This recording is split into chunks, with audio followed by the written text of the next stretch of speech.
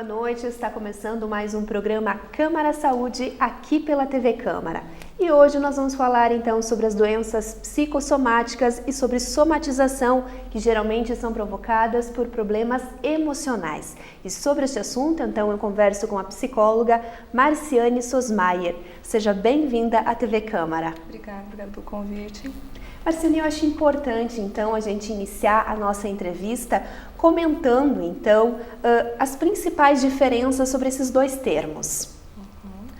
A somatização, ela é um aspecto característico do sintoma físico. O paciente apresenta realmente um sintoma físico e a sua origem é uma causa emocional. Mas na investigação desse sintoma físico, o paciente costuma fazer uma peregrinação nos médicos, nos consultórios médicos e nos ambulatórios, não se encontra nenhuma causa que justifique esses sintomas no corpo do paciente. Já a doença psicossomática, ela se difere da somatização exatamente pela presença de uma lesão orgânica. Há uma disfunção orgânica no corpo desse paciente. E essa disfunção, a doença psicossomática, ela é causada ou ela pode ser agravada por questões psicológicas, por conflitos, por tensões que aquela pessoa esteja passando. Então, em um dos casos, a gente sente a doença, mas não sabe descrever o que está passando. Em outros casos, a gente tem algum problema de saúde, então, que vai se agravando. Exatamente. Na questão somática, no paciente que somatiza, ele apresenta dores por todo o corpo. É um paciente poliqueixoso, que a gente diz, porque ele apresenta várias queixas. São dores no estômago, dores no peito muito frequente, com palpitação, tontura, falta de ar, questões também do aparelho digestivo, vômitos, diarreia. Então, há essa preocupação em ter uma doença, mas na verdade não há nenhuma lesão orgânica, não há uma doença nesse corpo físico. E já na questão psicossomática, na doença psicossomática, às vezes já há uma lesão ali, que ela é agravada por essas questões psicológicas, ou então, por questões dessa descarga, dessa tensão no corpo, acaba se criando uma lesão. E muitas vezes as pessoas que sofrem, então, dessas doenças, vamos falar doenças, né? Elas acabam peregrinando por vários médicos, não se conformam com diagnósticos. Então, como que funciona isso, principalmente no seu consultório, quando as pessoas vão lá para tirar dúvidas a respeito desse tema? Geralmente, quando as pessoas chegam já ao consultório, elas já chegam muito frustradas, muitas a contragosto, encaminhadas pelo médico. Às vezes elas já estavam com esse encaminhamento há muito tempo, mas como elas sentem no corpo esses sintomas, elas acreditam que seja físico mesmo, porque elas estão sentindo aquela dor. Então elas têm uma resistência muito grande para acreditar que são as suas emoções que estão causando aqueles sintomas físicos. E quando o médico diz para ele que não há nada no corpo físico dele, que não há doença, que está tudo bem, esse paciente se sente frustrado. Como que não há doença se eu estou sentindo ela, se eu estou sentindo o meu corpo doendo? E aí ele acaba desacreditando daquele médico e vai à procura de outros. E isso pode passar meses, anos, a pessoa tentando procurar a causa física daqueles sintomas, quando na verdade estão nas questões psíquicas. Isso é muito mais comum do que a gente imagina. Até o SUS, né, ele tem reclamado, questionado essa situação, porque causa morosidade no sistema, né, e um custo muito alto que poderia ser evitado. Com certeza. Se esse paciente ele é acolhido do modo adequado, de uma maneira ideal, provavelmente ele não vai retornar ao sistema, porque ele já está em acompanhamento. As idas dele ao sistema de saúde serão menos frequentes. E quando a gente fala de acompanhamento ideal, o que a gente está tentando dizer com isso? Isso faz parte até da humanização do SUS, que é o quê? É acolher aquele paciente desde a chegada dele no sistema, ouvir as queixas dele, ouvir o que aquele corpo dolorido está falando, mas também o que aquela pessoa tem para dizer. Colocar todas as questões psicossomáticas dela e se criar de forma, dentro de uma equipe multidisciplinar, meios, caminhos terapêuticos para solucionar o problema daquele paciente, para que evite que ele retorne, trazendo mais custos para o sistema também, e ele também vai ser mais um paciente na fila de espera. Isso é muito importante, porque a gente observa que reclamações acontecem diariamente na mídia a respeito do atendimento médico, principalmente no SUS. Então é importante essa conversa com o paciente. Às vezes tu chega no médico para ser atendido, ele simplesmente não faz um diagnóstico direito, faz 2 ou 3 perguntas a respeito dos sintomas e já passa o tratamento. E não é assim que funciona. Tem que ter aquela conversa até para reduzir os custos, como a gente já disse. Com certeza. Essa visão da medicina psicossomática, ela ainda é nova. A gente tem trabalhado ela ao longo dos anos, mas ainda há um preconceito, uma visão reducionista do ser humano que separa mente e corpo, quando na verdade as coisas não são separadas. Os aspectos psíquicos, o que atua na nossa cena psíquica, acaba refletindo no nosso corpo. E a gente, o ser humano, é um ser psicossomático, é um ser atravessado por várias coisas, biopsicossocial. Então, são questões psicológicas, são questões biológicas, sociais, questões espirituais, está tudo integrado nesse mesmo ser. Por isso, a importância de um médico, ao receber esse paciente, o médico poder abordar todas essas questões, ter essa visão, essa abordagem integral do ser humano, para poder acolher ele em todas as suas queixas, não apenas na queixa física, que geralmente não é a queixa principal, ela só está manifestando que algo não está bem com aquele sujeito, mas na verdade talvez não seja apenas o físico. E muito provável que todas as nossas doenças tenham algum fator psicológico. E, Marciane, quais são as características, então, das pessoas que sofrem de somatização e de doenças psicossomáticas? A gente pode dizer que tem alguma coisa que a gente identifique, assim, de imediato, no primeiro contato, por exemplo? De imediato não tem como a gente identificar. Por isso a importância de se conversar com esse paciente. Os fatores que levam a desenvolver a somatização ou a doença psicossomática, eles são variados e são subjetivos. Vai depender de cada caso, de cada paciente, de cada situação que essa pessoa está passando na vida. E se pensando assim em possíveis causas, o que a gente pode falar desse paciente? É geralmente uma pessoa ansiosa, uma pessoa que tem pensamentos, tem sentimentos mais negativos como raiva, medos, angústias, coisas reprimidas. São pessoas que têm dificuldade de expressar suas emoções e também as suas necessidades. E além da dificuldade de expressar elas, ele também tem dificuldade de identificar e de diferenciar o que ele está sentindo, quais são as emoções. Então há uma dificuldade, uma incapacidade de entrar em contato com o seu psiquismo. Em quadros depressivos, em quadros de ansiedade, também se apresenta a somatização, porque faz parte desses quadros. O que uma pessoa depressiva apresenta no corpo? É aquela pessoa que está com o corpo cansado, tem distúrbios alimentares, falta de apetite, dor no peito, e já o ansioso, ele está alerta 24 horas. Ele sente a palpitação, sente a mão suando, e na busca médica, nas investigações clínicas, não se encontra nada, porque na verdade essa somatização faz parte de um quadro psicológico que ele está tendo. Causas traumas passados ou traumas atuais, uma situação atual que desencadeie, que evoque um trauma passado, também pode ocasionar tanto a somatização quanto a doença psicossomática. E as pessoas que são mais dependentes, que têm aquela personalidade de precisar sempre do outro, podem estar passando por isso também? Esse aspecto ele pode estar relacionado a vários outros aspectos psicológicos. Há, inclusive, uma visão equivocada de que a pessoa que somatiza, ela está tentando chamar atenção, simplesmente chamar atenção.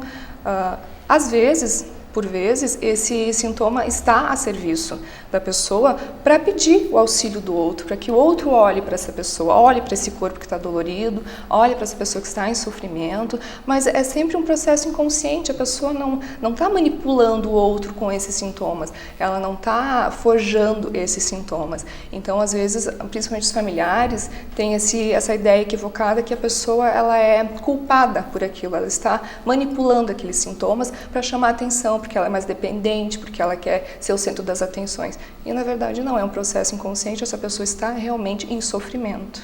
Isso que tu fala realmente é um alerta, porque a família pode ficar preocupada, às vezes também pode deixar de lado, depende do comportamento de cada um em casa. Mas realmente a situação com a família também muda. Muda muito. Não só com a família. O prejuízo funcional desse paciente é global. É um paciente que vai faltar ao trabalho, é um paciente que vai deixar de fazer as coisas prazerosas, atividades de lazer, porque ele não tem mais a mesma energia para isso e ele está em sofrimento. Vamos imaginar se uma pessoa que passa semanas ou meses com uma dor física. Há uma dor psíquica, há um conflito psicológico, uma angústia ali também, e há sofrimento no corpo. Essa pessoa não vai ter mais a dinâmica que ela tinha antes. E isso também vai afetar as relações com os familiares, que muitas vezes não compreendem ele, não tem essa compreensão de todos desses sintomas dele, e ele acaba se sentindo incompreendido, frustrado, fica mais enraivecido também. E os primeiros sintomas, a gente pode dizer que tem estudos que afirmam que inicia na adolescência e que também a maioria das vítimas seriam as mulheres. Você concorda com isso? Sim, a incidência é maior em mulheres. Mas a gente pode pensar também que essa estatística é afetada por conta de os homens não buscarem tanto atendimento quanto as mulheres. Os homens não levam tanto suas queixas até o médico quanto as mulheres. As mulheres têm esse cuidado maior com a saúde. Quanto ao início dos sintomas, geralmente iniciam-se antes da vida adulta. Crianças somatizam, adolescentes somatizam. Geralmente esses sinais aparecem antes da vida adulta. E é comum que esses sinais também apareçam depois de eventos traumáticos, por exemplo, a morte de alguém muito querido, um acidente, um assalto? Com certeza. Quando a gente fala em trauma de luto, a gente está se referindo à perda de alguém, à perda de algo, a dor, a elaboração da dor da perda de algo. Pode ser uma pessoa querida, mas também pode ser um emprego, uma relação amorosa, pode ser o corpo da infância, a nossa situação, as nossas regalias da infância precisam ser deixadas para trás. A gente precisa fazer o luto por aquilo para poder ingressar na adolescência, para poder ingressar na vida adulta. Então, no decorrer da vida, a gente passa por vários lutos que a gente precisa deixar para trás para poder seguir para a nova fase. E esses traumas, vamos imaginar assim, uma mãe que perca um filho. Essa dor de sofrimento dela é muito grande, há um sofrimento enorme, uma tensão psíquica muito grande e muitas vezes ela é intolerável. Então, na incapacidade de se elaborar essa dor, de fazer essa elaboração, essa transformação dessa dor psíquica, essa mãe pode criar um sintoma físico, pode criar uma lesão, pode criar uma doença, pode agravar uma que já exista, porque ela pode se concentrar nesse sintoma físico, que com certeza é dolorido, mas a dor ela é muito menor do que a dor psíquica da perda desse filho.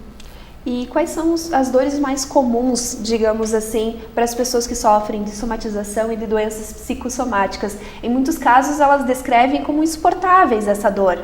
Exatamente, porque na verdade o que é insuportável é a dor psíquica, é aquele conflito psíquico que está ali manifestado no corpo. De sintomas assim mais comuns que a gente percebe na somatização são esses no corpo, que geralmente eles não se limitam a um único órgão, a um único sistema. São dores gerais, é uma dor nas costas, na barriga, o peito dói, tem tontura, falta de ar. E se difere na doença psicossomática é que se limita a um único órgão ou a um único sistema. É o sistema digestivo, pode ser uma gastrite, uma úlcera, são as reações alérgicas, doenças autoimunes também estão muito relacionadas a essas questões psicológicas, hipertensão, casos de neoplasias. E pessoas que têm uma preocupação muito intensa com doença, por exemplo, está bem de saúde, mas está sempre procurando alguma coisa. Também podemos afirmar que são pessoas que sofrem de doenças psicossomáticas de somatização? Esse quadro psicológico a gente chama de hipocondria. O que é o hipocondríaco? Ele também usa o seu corpo para manifestar as suas angústias, mas diferente da somatização e da doença psicossomática, a pessoa com hipocondria ela tem uma preocupação exagerada com a doença, uma preocupação exagerada em ficar doente. Também há um certo preconceito, uma ideia equivocada que essa pessoa ela esteja querendo chamar atenção, que ela quer ficar doente, porque ela está todo o tempo procurando, realmente. Ela passa muito tempo da vida dela investigando se aquelas sensações que ela está tendo são decorrentes de uma doença grave, e as pessoas acabam pensando que ela está buscando realmente uma doença para chamar atenção, e ao contrário, essa pessoa ela tem muito medo de adoecer. E aí os processos físicos normais, os processos fisiológicos normais do corpo humano, essa pessoa acaba sentindo de forma exagerada, o que alimenta esse medo que ela possa ter uma doença grave. E as pessoas que sofrem de somatização e doenças psicossomáticas, normalmente elas são enraivecidas, ou seja, elas costumam se comportar de forma bem diferente do que tinham o comportamento anterior, por exemplo? Se imagina que essa pessoa está em sofrimento.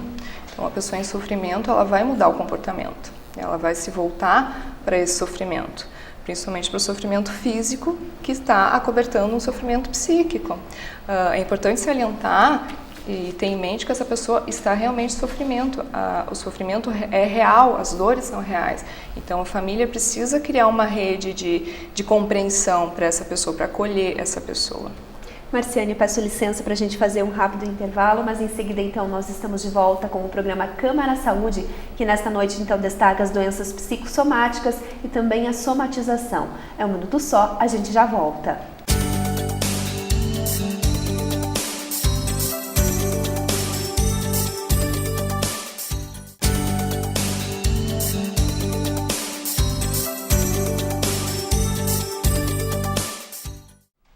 Estamos de volta com o programa Câmara Saúde, que hoje destaca as doenças psicossomáticas e a somatização. Sobre este assunto, então, eu estou conversando com a psicóloga Marciane Sosmayer. Marciane, no bloco anterior a gente comentou várias questões a respeito, tentando elucidar um pouquinho mais a respeito desse tema, né? Então, eu acho que é importante a gente mencionar também que toda pessoa, ela sofre desses sintomas e isso é muito comum no seu consultório, por exemplo. Sim, como somos seres psicossomáticos, não temos como diferenciar o que se passa no nosso mundo psicológico do que se passa no nosso campo orgânico, é muito comum que a gente somatize. Alguns não levam a ter um prejuízo funcional em decorrência disso, mas a gente percebe essas somatizações no dia a dia, quando a gente fica nervoso por alguma situação, a gente tem uma prova na faculdade, por exemplo, isso é muito comum, algumas pessoas reagem com uma dor de barriga, outras pessoas ficam com dor de cabeça, outras pessoas não conseguem se alimentar. Então é muito comum que a gente somatize, e somatize também não só por sentimentos negativos, mas por sentimentos bons. Quando a gente fica muito eufórico, muito feliz com alguma coisa, a gente sente o coração bater mais forte, a gente sente a mão suando. Então não tem como diferenciar as coisas psicológicas das coisas orgânicas. Uma acaba interferindo na outra. Mas nos casos mais graves a gente pode dizer então que as pessoas que sofrem então de doenças psicossomáticas e de somatização, elas podem tentar suicídio, fazerem ameaças, isso também é bem comum e tem que ter um cuidado e um alerta para a família.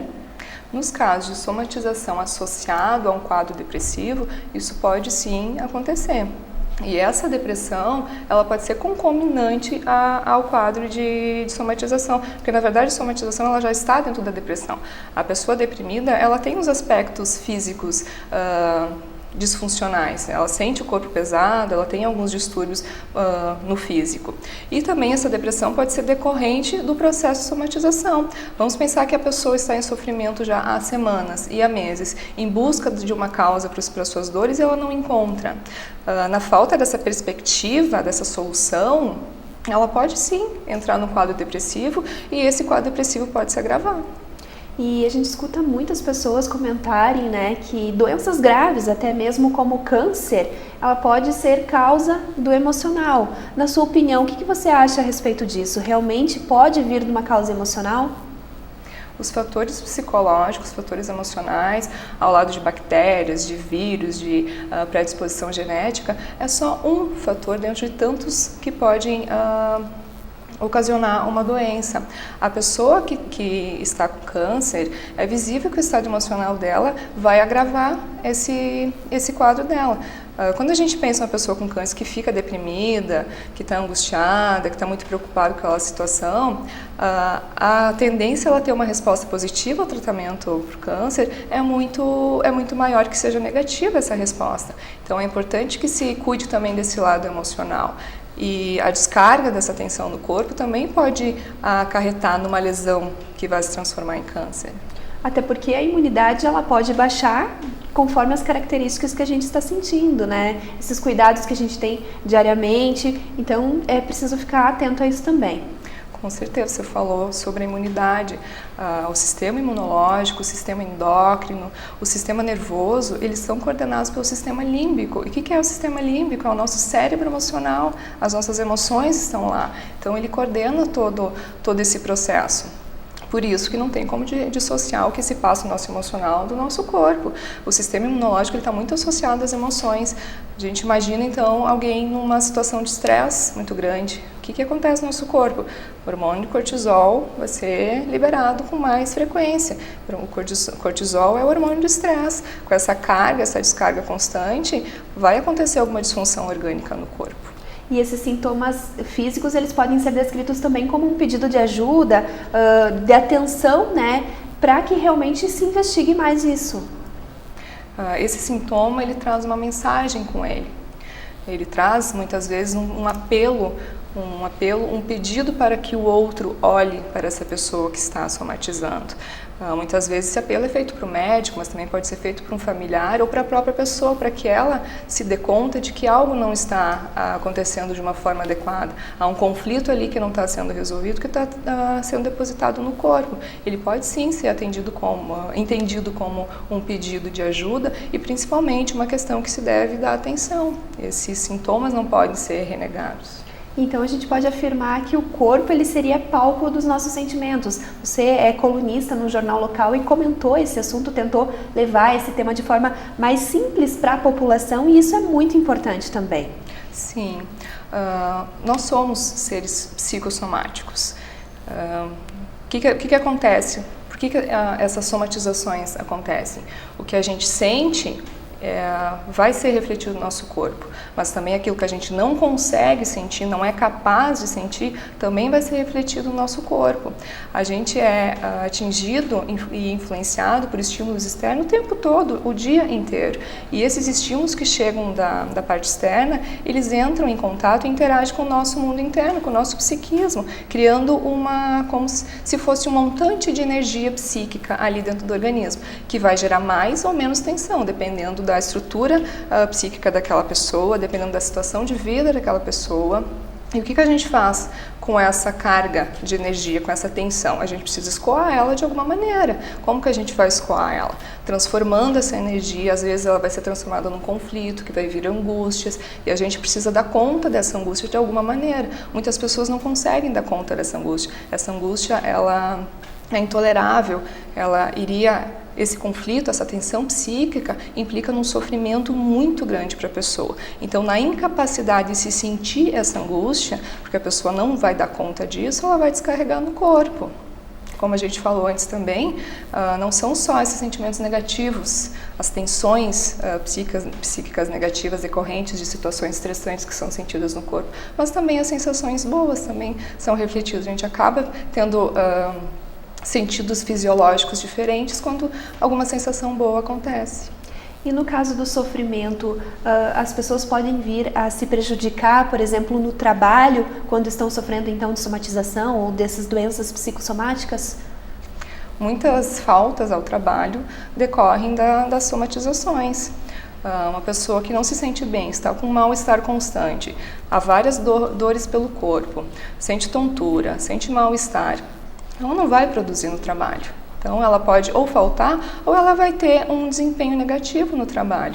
E a gente fala do trabalho agora, mas, na verdade, há um prejuízo em todas as esferas da vida dessa pessoa, principalmente nas esferas de relacionamento, porque ela não vai conseguir se relacionar, se doar ao outro, porque ela está focada naquele sintoma, naquela dor, aquele sofrimento dela no momento. E no dia a dia do seu consultório, são casos assim que você costuma receber? Ou seja, a pessoa sofre disso, mas vai levando, mas quando percebe que isso está afetando a vida, digamos, por exemplo, a profissional, já então realmente resolve buscar ajuda? Na maioria dos casos, as pessoas buscam primeiro o atendimento médico. Fazem todos os exames que o médico solicita. Na negativa de doença física, vão iniciam aquela peregrinação aos médicos, procurando a resposta física e, em um determinado momento, principalmente quando esses médicos colocam a questão emocional, colocam para esse paciente que há mesmo problema, mas que ele não pode ajudar o paciente naquele momento com aquela questão, e encaminham esse paciente vai até o consultório, mas vai com resistência. São poucos os casos que as pessoas associam de imediato que aquele sintoma físico está relacionado a um conflito psíquico, a uma angústia, a um sofrimento, e aí vão buscar tratar aquele conflito inicial. Primeiramente, eles tentam tratar o sintoma físico, que é menos doloroso, porque a dor psíquica é maior. Marciane, como as causas elas são emocionais, o que a gente pode falar a respeito do tratamento, então, que são indicados, então, para essas pessoas? A gente não pode negligenciar a dor física do paciente. Por mais que as causas sejam emocionais, por exemplo, na somatização, Não há doença física para ser tratada. Mas esse médico é interessante, é importante que ele possa avaliar aquele caso, aquela dor do paciente e consiga amenizar essa dor enquanto a gente dá início a um tratamento psicológico. A gente não pode esperar que o tratamento psicológico tenha efeito enquanto o paciente sinta as dores físicas. Então é importante fazer esse trabalho de equipe. O médico, o psicólogo, às vezes entra o nutricionista, enfim, a equipe é multidisciplinar. E no caso da doença psicossomática, há realmente uma doença ali que precisa ser tratada, muitas vezes ao longo da vida, outras vezes em casos específicos de crise, a psoríase, a hipertensão, precisa de um tratamento por toda a vida.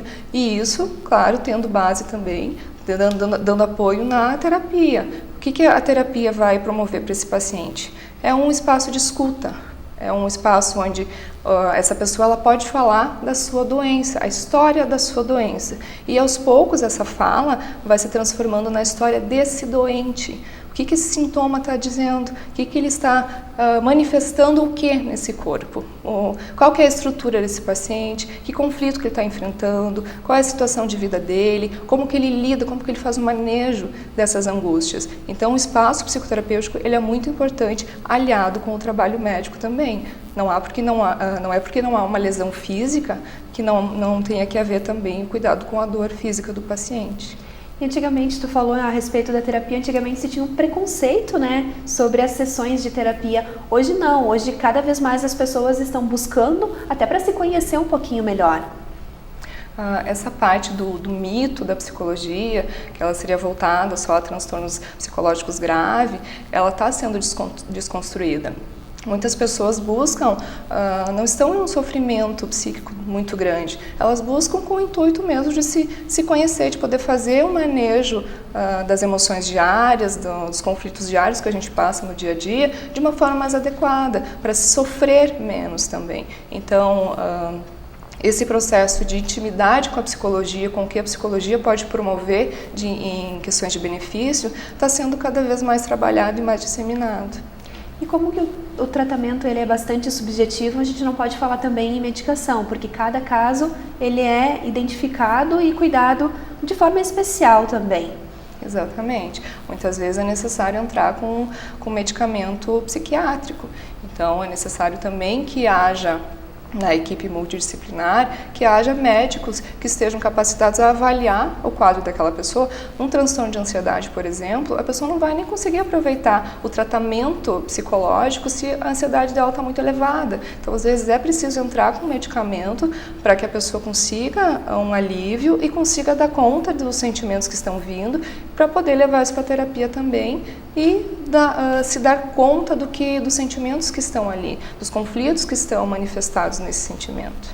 E a somatização e as doenças psicossomáticas, elas têm cura ou é uma situação que vai se oscilando aí por toda a vida?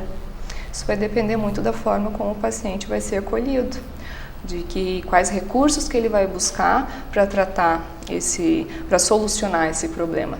Se ele for bem acolhido, se pensar numa forma psicossomática, fazer uma abordagem integral desse sujeito, provavelmente ele vai ter uma resposta muito mais positiva. Em casos das doenças psicossomáticas em que há uma lesão, às vezes a lesão implica num tratamento por toda a vida. Mas se nesses outros casos, principalmente somatização, a pessoa ela tem a oportunidade de se conhecer, de saber como que ela funciona, por que aquele sofrimento não foi vivido psiquicamente, mas vivido no corpo, como é que ela pode atuar no dia a dia, em frente a fatores estressantes, frente a sentimentos negativos, com certeza ela vai conseguir ter esse manejo e conseguir administrar de uma forma mais adequada e menos sofrida esses sintomas, esses sentimentos. Quais são as suas orientações, então, para se alguém que está em casa, então, assistindo o nosso programa, acabou se identificando, né, com um ou que outro sintoma, o que deveria se fazer nesse momento? Buscar o médico ou pode ir direto para o psicólogo? Como é que funciona? É importante que se descarte as causas orgânicas, por mais que elas tenham, sejam causadas ou agravadas por uma questão psicológica, a gente precisa investigar se não há realmente uma lesão, se não há um distúrbio orgânico, se não há uma doença que precisa ser tratada pelas vias médicas. Nessa negativa de não doença, o caminho está na psicoterapia, dando também suporte para a dor física daquele paciente nesse momento, mas podendo encaminhar ele para a psicoterapia para se encontrar a causa desse sofrimento. E Marciane, infelizmente o nosso tempo está chegando ao fim, mas antes de encerrar, então, queria que você trouxesse também algumas dicas para a família, então, que está passando por essa situação, como agir, como ajudar, então, essa pessoa a melhorar. A gente não pode deixar de lembrar que essa pessoa está realmente em sofrimento. Ela não está manipulando esses sintomas, ela não está forjando essa doença, por mais que ela esteja implicada nesses sintomas, nessas coisas que vêm acontecer, essas coisas são inconscientes, ela não está tendo a intenção de simplesmente chamar a atenção.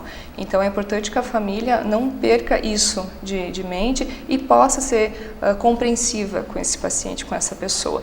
Poder auxiliar ele, apoiar ele em busca desse tratamento médico e psicológico e também não culpá-lo, não fazê-lo se sentir com vergonha, com culpa, se sentir incompreendido e que isso aumente a sua frustração.